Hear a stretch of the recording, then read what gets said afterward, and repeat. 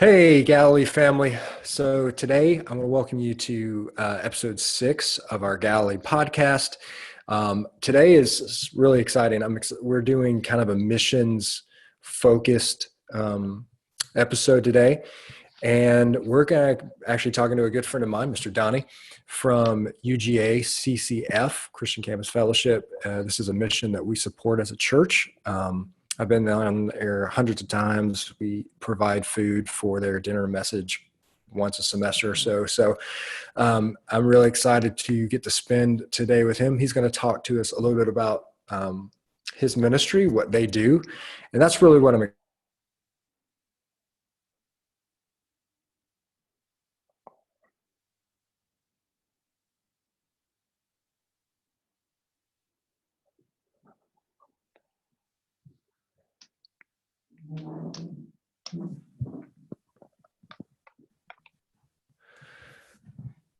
Can you hear me? Yeah, I can now. You kind of froze there for a second, man.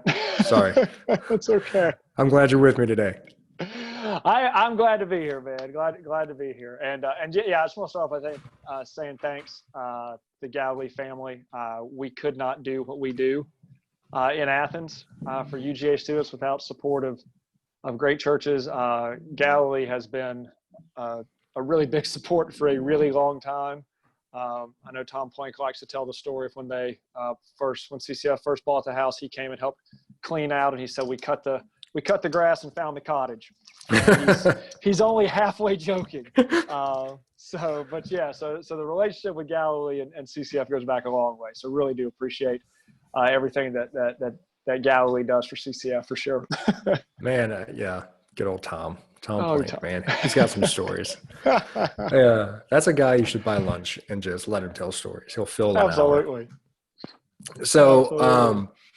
So today we're going to be talking about Christian Campus Fellowship there at UGA, so the University of Georgia, and a little bit about how that ministry works, how are you guys connecting with college kids?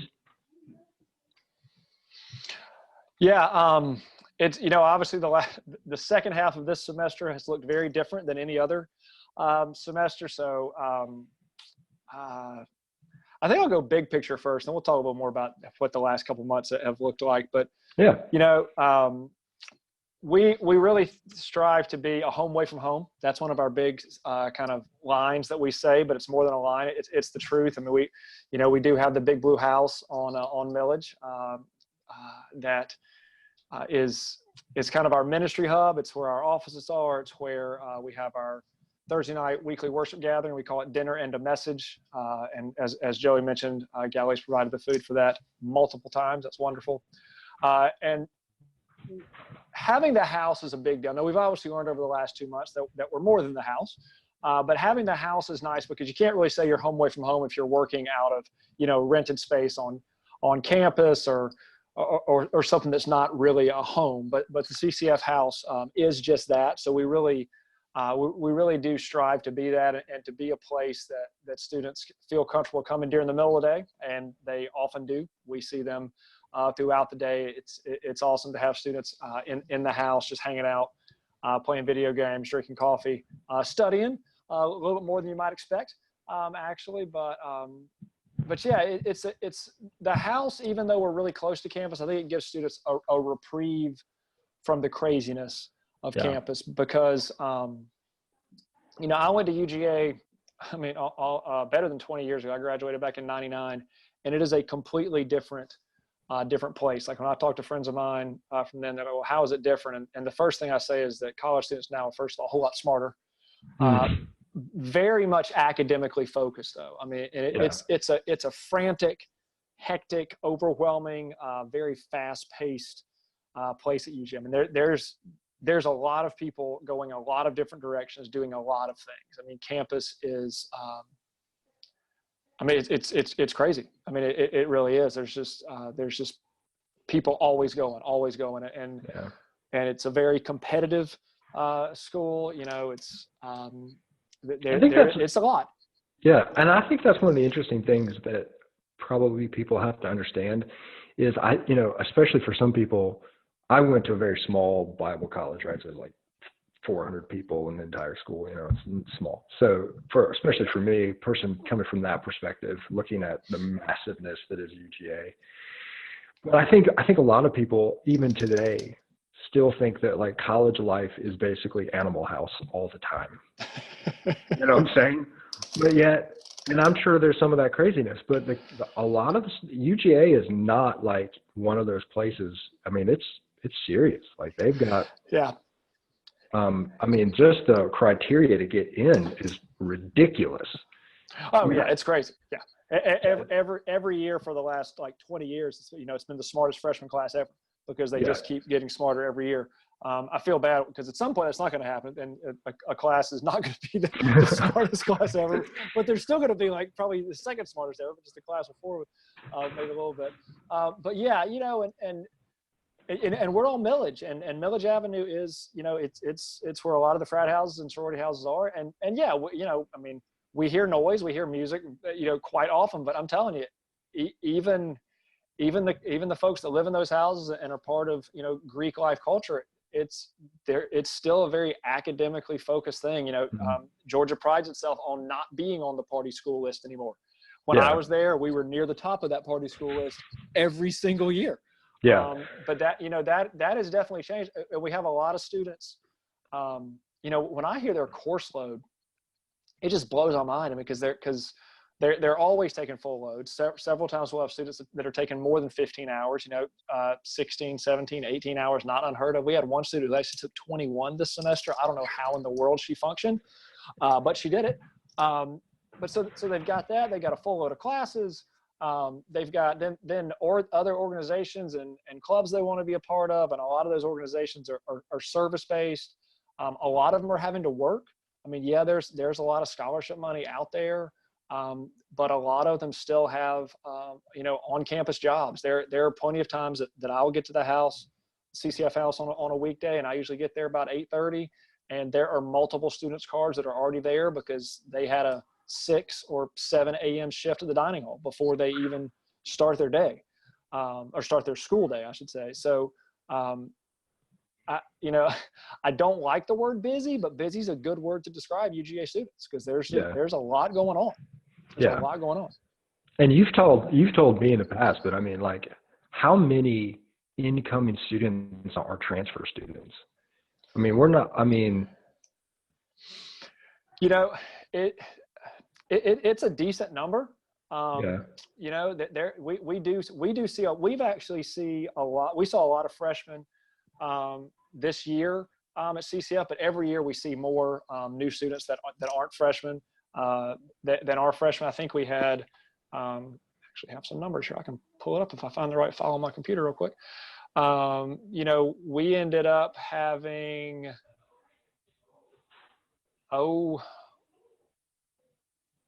75 or so freshmen walk through the door throughout the course of the year, but we had well over 100 transfer students. And that is that is interesting for them because especially the students that transfer from small schools, and we have a couple students that transferred from the UNG campus in Watkinsville, and yeah, they were, and they'd been coming to CCF even before then when they were at UNG, just because it's right around the corner still. But yeah, it was a big culture shock to go to all of a sudden classes where you've got 200-300 people in a classroom, and it is a big deal, and even the ones that come from huge high schools, Atlanta area high schools, it's still nothing compared to 30,000+ students, and and you might have been a big fish in your small pond of high school, but now I mean, good grief, it's an ocean. It's not a pond anymore. It's an ocean with a lot of fish swimming around. So about how many students or how many people are, I mean, what's that campus like? I mean, you and I have talked, and it's like basically a city within a city. I mean, it absolutely is. Yeah. I mean, there are, I think the last number I saw was about 36,000 students, several thousand staff that keep the place functioning. It's pretty much a small town of, I would say, about 50,000 people.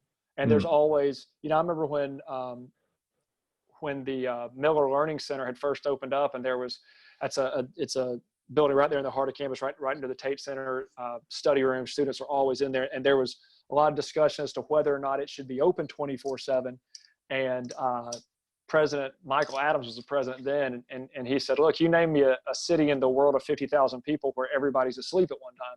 You're not going to do it. So we might as well keep it open so they have somewhere to go where they can safely study. And so it's just, it is its own, in so many ways, it is its own place. I mean, it's just, everything's right there on campus. And, you know, we have found that especially for the students that live in dorms, sometimes getting them out of the dorms is a big challenge. And so it's helpful for us. It is definitely a blessing from God that we have the CCF house really close to campus. There's a UGA bus stop literally right across the street. Mm-hmm. You know, students are masters of excuses, reasons they can't come on Thursday night. Yeah. But we're pretty masterful at, you know what, that's not going to fly. And we have, oh, I don't have a car. Okay, we've got an intern that will come pick you up. You know, because the thing what's interesting about them is even though sometimes they don't want to get out of their dorms, you know, especially in the winter when it's cold and rainy, they don't want to get out. They all want community. Community is an important thing, you know, for everybody. But I think college students really, really do want that sense of community. And I think that's why we've seen, even while we've been socially distant and doing virtual dinner and a message, digital dinner and a message, as we called it, for the end of the semester, we still had plenty of students attending those. And our small groups we've been doing with Zoom and FaceTime and other things. I mean, students, they want community. I mean, they really long for it. And CCF provides that because we're big enough where there's a lot of people you can get to know, but not so big that you feel overwhelmed. You know, we've been averaging this year, before spring break, we were averaging about 125 or so on a Thursday night, which is our biggest average to date. But even with everything that happened after spring break, we were averaging about 150 views on our digital dinner and a message that we posted on our YouTube channel. And then we did breakout groups from that. And about a third of the students that were watching the video got involved in the breakout groups. So I think that is proof that the community aspect is something that students really want, that they're hungry for, that they're looking for. And that's really what we're trying to do. We talk about just trying to be the, you know, the family of God at UGA. And I think our students see that. It's been really, how upset they were at not coming back to campus shows that we're doing something right. Yeah. You know, I mean, I mean, missing them like crazy for the last 2 months, but seeing the fact that they've missed it and seeing them using our various social media platforms and stuff to keep up with each other has been really encouraging to see, and just helping them realize that the house is a huge blessing for CCF, but CCF is more than just the Big Blue House on Village. Has been good for sure. Yeah. So take us back a little bit and help us understand a little bit of the history of CCF there at UGA. Can you do that for us? Yeah. So in 1976, the Athens Christian Church, which is over off Tallahassee Road near the Loop, they just really got it in their heart to have campus ministry and to do something specifically reaching out for the college students. So CCF started in 1976, which is easy for me to remember because it's 1 year before I was born. So it's been around for a while. Didn't initially buy the house in 1976. There was another house actually not on Millage. And Jim Street was kind of the founding minister. And Jim did a tremendous job kind of getting things going. And it was there for, I forget exactly, just a few years. Moved into the house in Millage, I want to say 78, 79, 80, somewhere late 70s, early 80s. And that was about the time that Tim Hudson came on staff, and Tim was there forever. And everything that we do now is because we're standing on Tim's shoulders, basically. Yeah. I mean, Tim was there for better than 25 years. He's still one of our board members, campus minister emeritus. So he was on the board when I was hired. Yeah. There You're was taking over for him. Yeah, the position that I had was kind of vacant at the time. There was others. There were 3 other staff members when I came on board, which is great to be part of a staff team. But Tim is Tim. When you think of CCF, if you're familiar with the history of it all, you think of Tim. Tim's license plate is actually UGA CCF. He has a personalized license plate for that. And during his time is when the ministry really grew, got to the point that the house had to be added on to.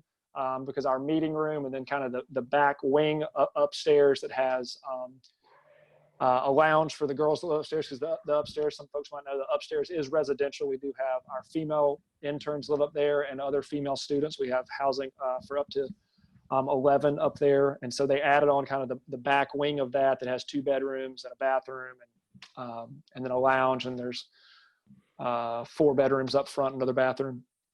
And so during his time, we had to have that addition just because numbers were growing, which was good. And then now I work with Angela Denton Rochelle. Her title is Director of Ministry. Angela just finished her 29th year on staff. Wow. So she worked with Tim for a long time, and then pretty much he passed the torch to her, and she's just fantastic to work with. So I've been working with her for the last 7 years. I came on in January of 2013. And then we have 2 younger staff members, Brian and Kristen, who actually interned 4 years ago now. They went through our internship program. Like my first year. Yeah. And they did a great job. And we had some staff turnover there, and they were just perfect fits to just slide right into those positions. So we have a full-time staff of 4, and then every year we have a team of interns. In our internship program, it's a 10-month deal. They start late July, and our current interns have 1 more week. Next Wednesday is their last day. It's for graduates, and some of them are thinking about ministry, but most interns aren't. They see it as an opportunity to give back.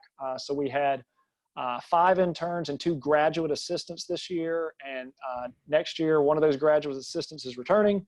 One of those graduate assistants is going to be an intern. And then we have another 6 full-time interns and 1 student intern. So we're going to have a large team next year to help lead, which is fantastic, because staff could definitely not do what we do, without it. And so I've been at CCF now for about 7.5 years. We've been at the house for close to, if not 40, we've been at the house for close to 40, if not. And a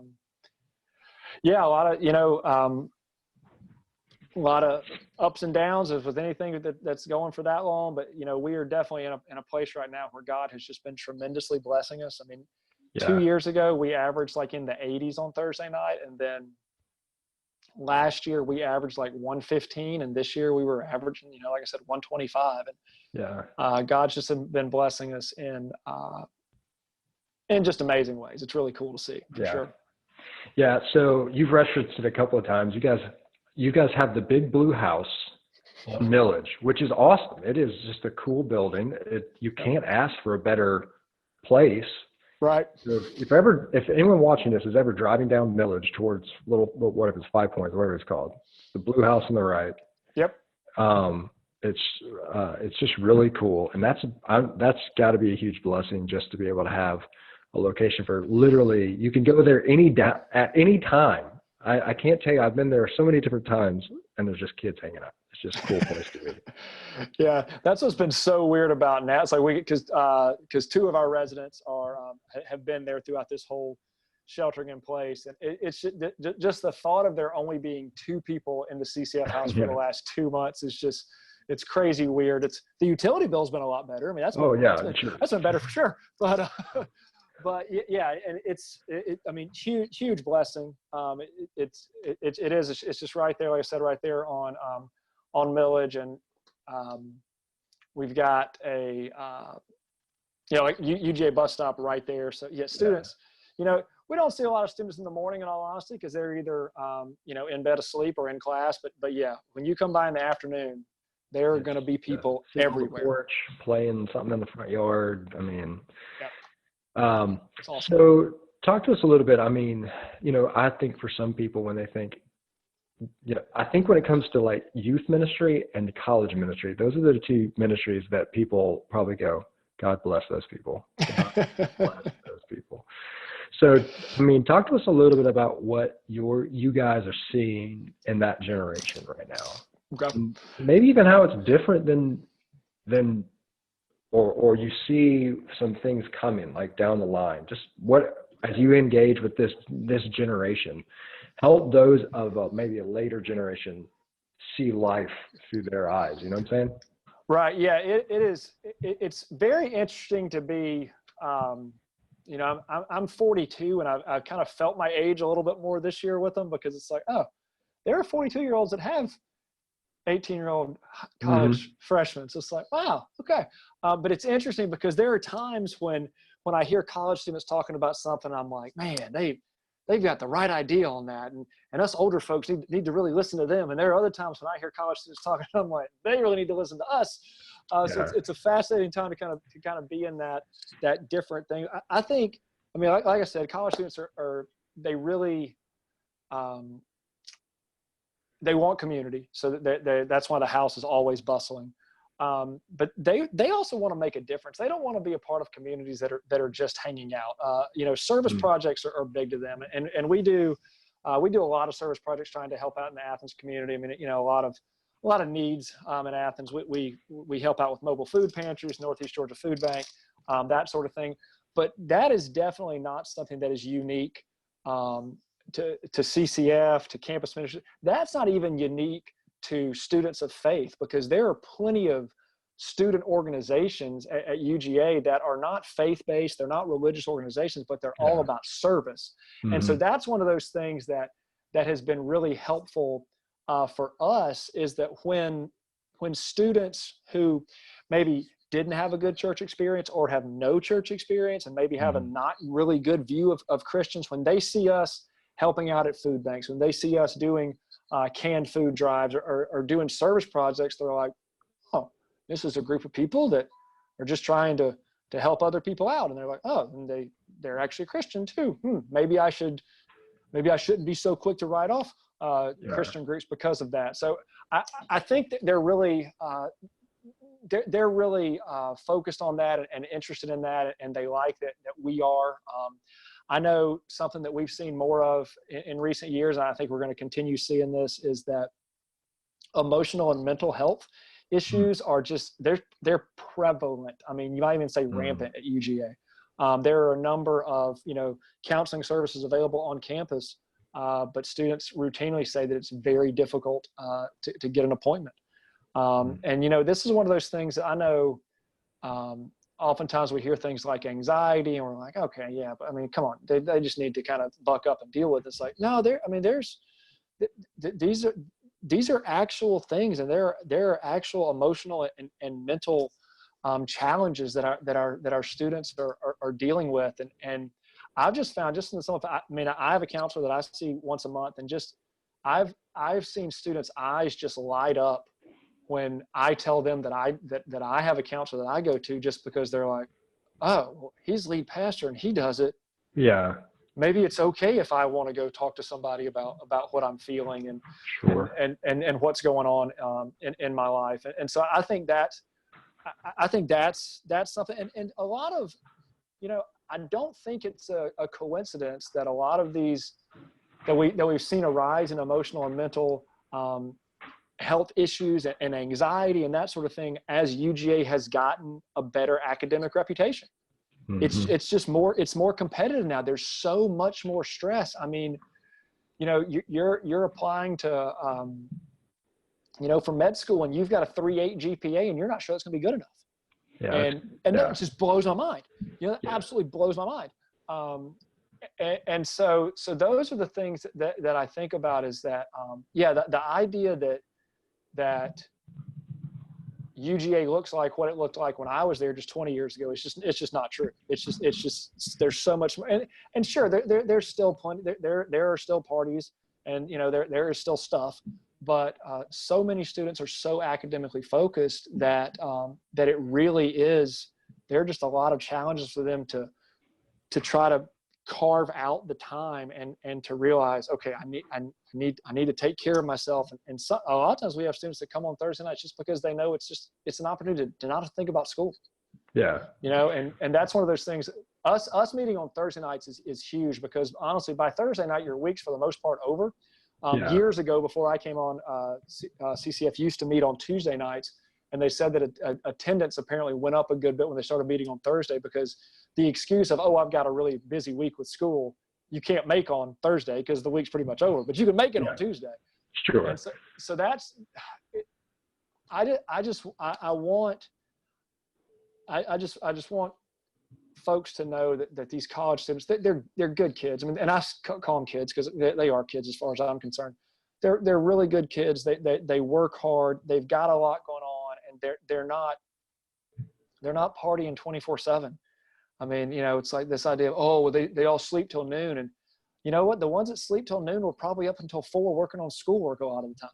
Yeah. I mean, they quite honestly, they probably were doing that, and the stress level that they are under is so much more than what I had to deal with, 20, 25 years ago when I was in college. Things are just so competitive.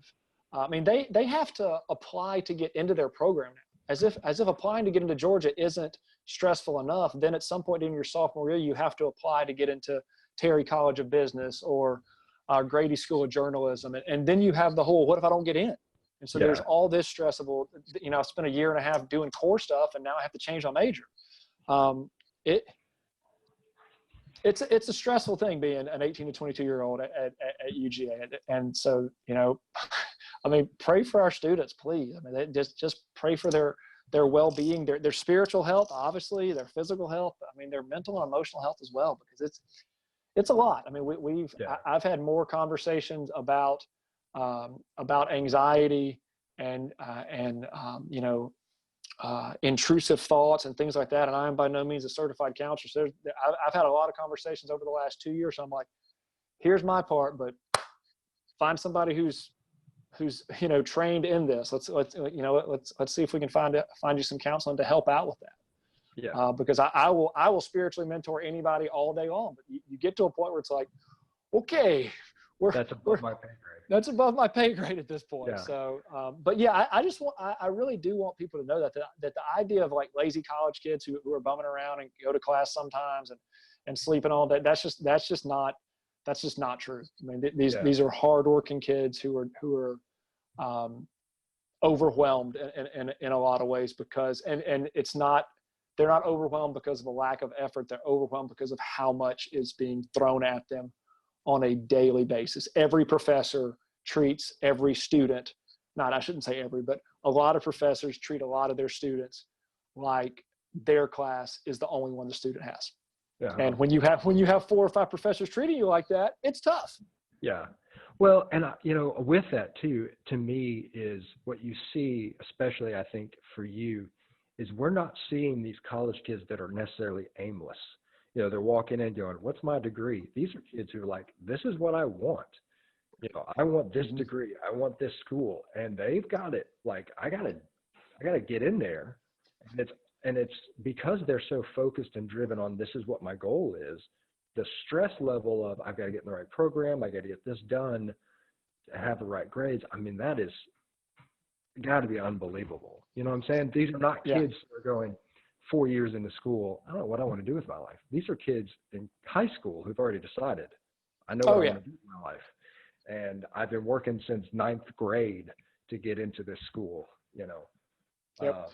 Yeah, when you talk to an 18-year-old kid who comes in and says they're a biochem major who's pre-med and they're dead set on that, you're just like, oh, okay, exactly what you want to do, and it's a big deal. And then you ask them, well, what are you taking this semester? And they rattle off like so many things. I'm just like, you should not be taking all those classes at the same time. But they talk to their advisor, and the advisor's like, okay, if that's your path, if that's what you want to do, you got to jump in and start. And it's a lot. I mean, it really is. It's a lot. And I think that's the great thing about what the campus ministry can do, because the campus ministry can be that person, because the advisor's probably not the one going, I don't think you should do this. Like, that's right. not work. or the professor's definitely not taking the time to be like, are you okay with the stress load that I just gave you? The CCF is almost having to be that person that comes alongside them to say, hey, look, there's more to life than this right here. Or are you Yeah. okay? Are you okay to walk this path?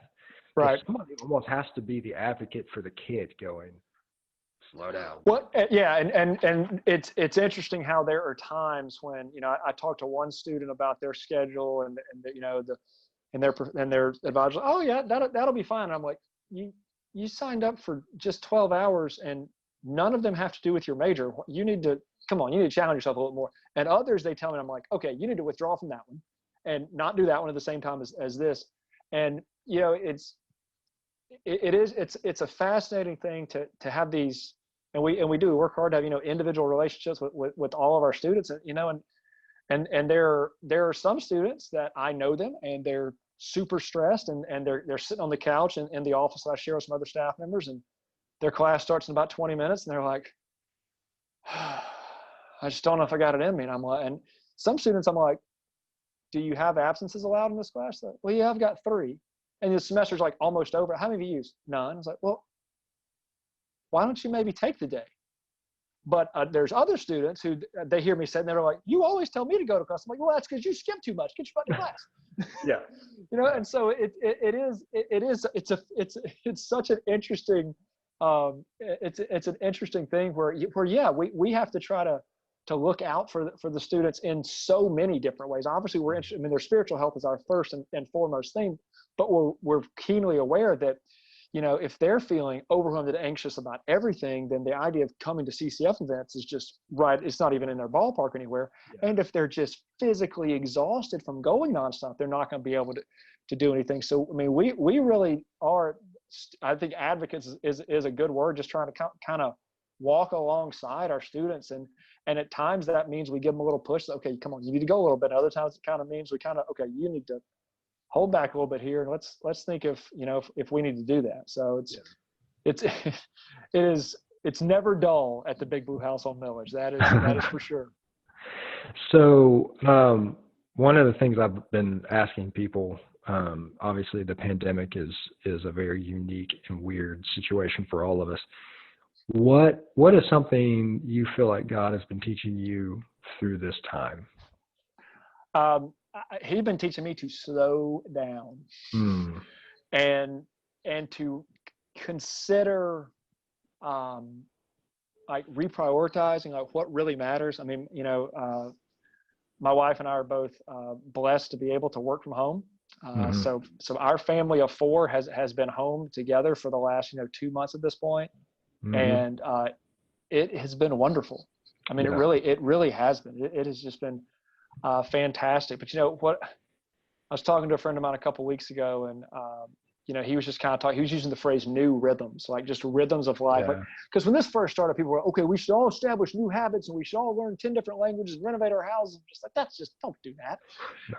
But this idea of like just kind of, and that's what I'm and trying to figure out how I want to kind of present that to our students maybe next week once they're kind of over finals, because finals just ended yesterday.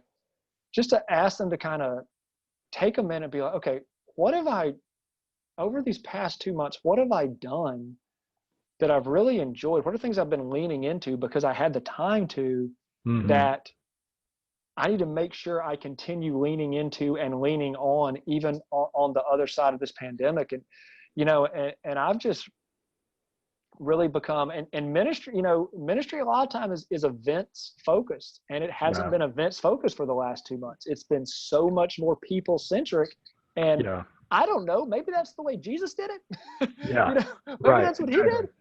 So that's something that's been on my mind as we think about, because I think on the other side of this, a lot of the temptation is going to be, okay, the treadmill's back running 20 miles an hour. We got to jump on it running. And I'm just like, maybe we shouldn't. I mean, how many times, and God calls the promised land, not just the promised land, but my rest. Just idea of how big an idea throughout the Bible rest is. And I've talked to college students about that on our Instagram a little bit over the last really yesterday kind of gave a message like, hey, you're done tomorrow. Rest. It's okay. God did it and the world didn't stop spinning. It'll be okay if you do it too. Oh yeah. But just this idea of slowing down and leaning into some new rhythms of, you know, of getting more sleep. And, you know, Yeah. I know that means, okay, alarm clocks are going to have to be turned back on at some point, but Sure.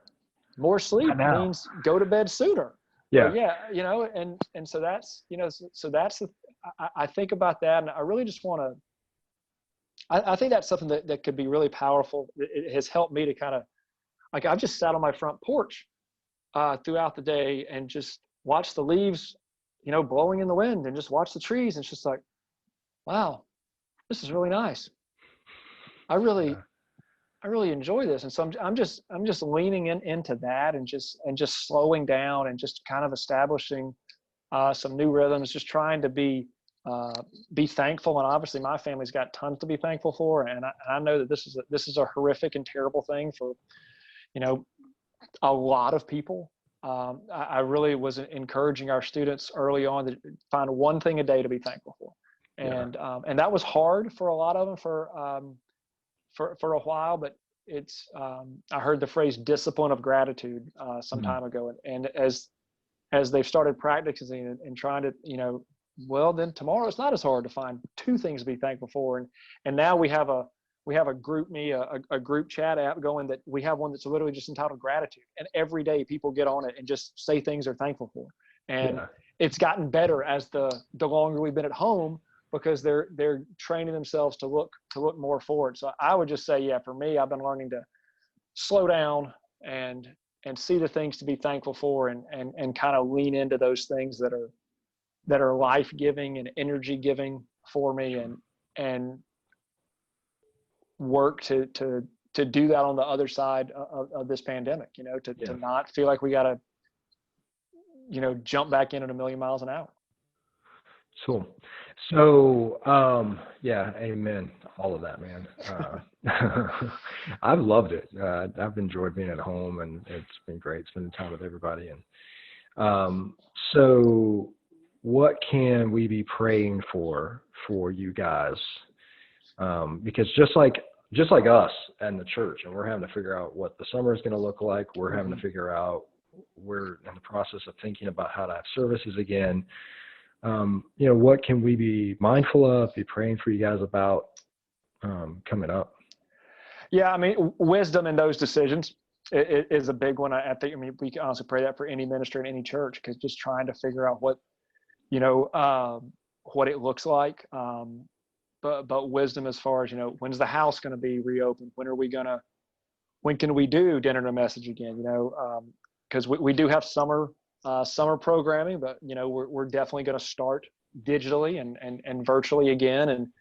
And so wisdom to go with that, and to figure out what that looks like. And, you know, and then especially when we get into August and our new interns come in, and the new school year starts, wisdom to do what is appropriate to be done, because obviously Yeah. we all want to pile back in the house as soon as we possibly can.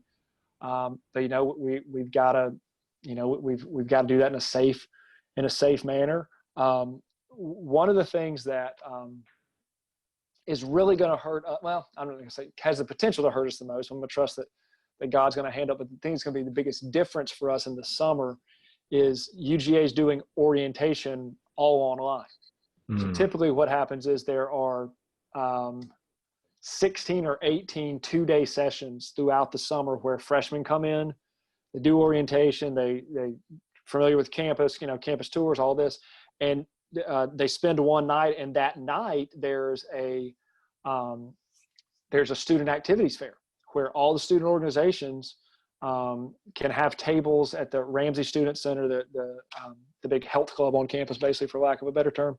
Yeah. And they give us one of the basketball courts, and all sorts of different student organizations, but campus ministries get tables, and that's where they meet freshmen. And that's not happening this year. There are going to be a lot of like online things that they have to do and portals that they have to go through. And one is for the Center for Student Organizations. And you know, and we have a page on that, but it's not going to be that, you know, that face-to-face conversation. So just that that new students will find CCF is definitely a big prayer, because it's going to be harder this summer for them to find us than it has been in the past.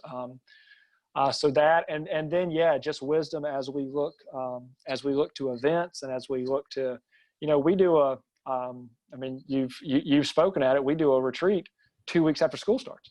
And so that's late August. And so just trying to figure out, what does that look like? Is it a safe thing for us to do that? And that's such a big community building weekend for us. And so, yeah, I would just ask for prayers for wisdom, from God, to know what we need to do and when we need to do it, because we want to be the family of God at CCF and home away from home, but we want the home to be a safe place. Yeah. Is there something that I thought about this as you were talking? Is there stuff that the college, the university is saying to you guys about like what you can do, like as far as that is concerned? Are they giving any kind of guidelines on that? They basically sent us an email and reminded us of our each student organization has a page on the student organization website, and they're basically just like, you need to make sure your information's up to date, because this is pretty much all they're gonna get. All students are gonna get to see. Which I mean that's the best they can do. I mean, they can't ask everybody here. Every student organization give us a 30-second video. I mean, okay, students are gonna watch all of those anyway. But yeah, so I mean, if nothing else, I appreciate them saying, hey, here's what we're doing. So you need to make sure your information is up to date there, and and ours is. And so it's just I think UGA has done the best they could with this really difficult situation. Obviously, as far as going online and online orientation, because online orientation is certainly not ideal. Freshmen are going to be more confused than ever, quite frankly. Gosh, I couldn't. So we might have to, when things do reopen up, we may just have to have campus tours. Okay, you didn't get them with orientation, we'll give you one. I could not imagine not going to that place and having a regular orientation. I mean, just someone walking me around going, this is where stuff is. I mean, you look at that campus map and it's like, you might as well be looking at some town out in the middle of nowhere. It's golly. It is a commuter. Think about a commuter having to park in parking lot Z-5, whatever it is, way back in the back, and having to figure out what line to get on. Man, good. God bless them, man. Hey, so how can people keep up with you guys and know what's happening, and maybe even support you guys themselves? Our website's the best one-stop shop, and it's a nice, easy website. It's ugaccf.com. Awesome. ugaccf.com. That's you find everything you can possibly want to find there. The folks that are into social media, there'll be links to all of our stuff there. There is a support page there where folks can support us. We've got PayPal, Venmo. We still take old school checks too, believe it or not. That's possible. I didn't know you could do that anymore. It's a thing, believe it or not. But on there's we've got like an Amazon wish list. So anything you want to know is on our website.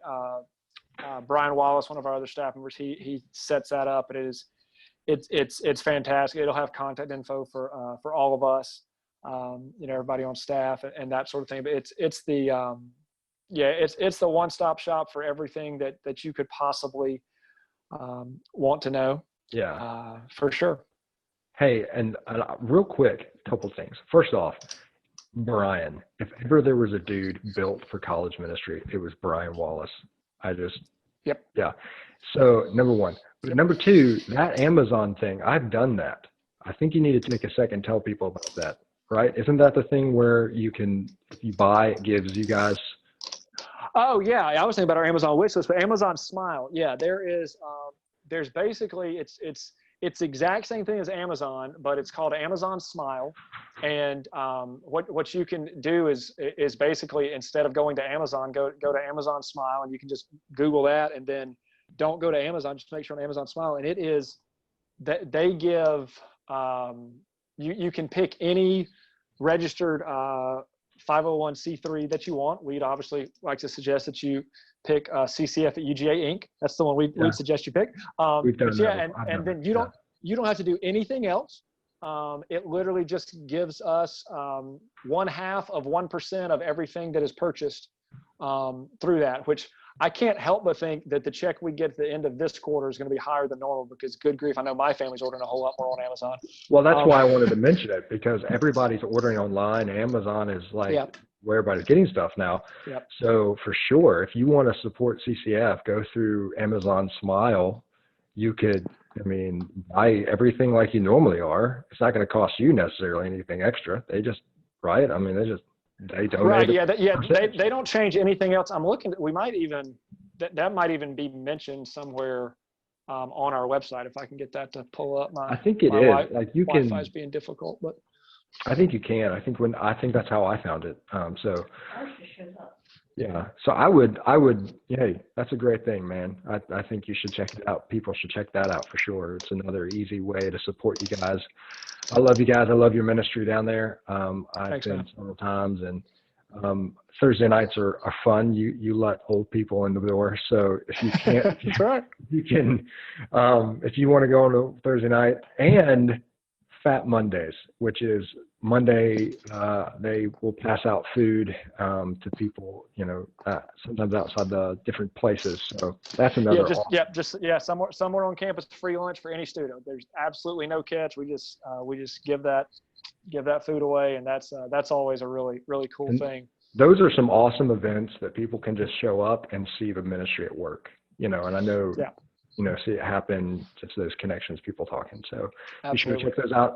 We'll link the website and stuff down when I post this, so that people can click on it and go and check it out. So, but hey, man, I appreciate your time. I appreciate your ministry. We love you guys down there. Praying for all the work you guys do, praying for the summer, praying for the fall coming up. And, be praying for us at Galilee as we move forward through the summer too as well. Yep. And man, I appreciate again your time hanging out with me today. Absolutely, Joey. Thanks for asking, man. Yeah, man. So, hey, listen, Galilee family, thanks for hanging out with us. That's going to be another edition of our podcast. As I said, I'm going to link down below this podcast will be a link to UGA's CCF's website. Click on there, check that stuff out. Please check on the Amazon Smile. I think that's a great option for us to do. But if you have any other questions about CCF, if we ever want to go check it out, be sure to hit me or Donnie, and we'll be glad to tell you all about it. But this is another great ministry that we as a church support. So know that every time you put money in the offering plate, we are taking a portion of that, and we're supporting the great ministry of CCF down at UGA. So thanks a lot, man. And thanks, I hope you guys have a great time. Appreciate it, man. All right.